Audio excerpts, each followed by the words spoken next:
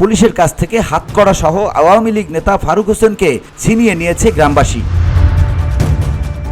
পরে বাঁশঝাড় থেকে পরিত্যক্ত অবস্থায় হাতকড়া উদ্ধার করা গেলেও আসামিকে পাওয়া যায়নি। শুক্রবার সন্ধ্যা 7টার দিকে শিবগঞ্জ উপজেলার মোকামতলা ইউনিয়নের জাবারিপুর বাজারে এ ঘটনা ঘটে। ফারুক হোসেন জাবারিপুর গ্রামের আবুল কালাম আজাদের ছেলে এবং মোকামতলা ইউনিয়নের 1 নং ওয়ার্ড আওয়ামী লীগের সাধারণ সম্পাদক ছিলেন।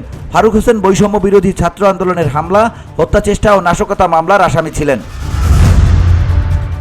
স্থানীয় প্রত্যক্ষদর্শীরা জানান, ফারুক হোসেন ওই বাজারে বসে আড্ডা দিচ্ছিল। এ সময় শিবগঞ্জ থানার এএসআই তাহের ও মোকামতলা পুলিশ তদন্ত কেন্দ্রের 7-8 জন সদস্য অভিযান চালিয়ে ফারুক হোসেনকে গ্রেপ্তার করে। পরে হাতে হাতকড়া পরিয়ে থানায় আনার সময় ওই গ্রামের 400-500 নারী পুরুষ পুলিশকে ঘেরাও করে তাকে ছিনিয়ে নেয়।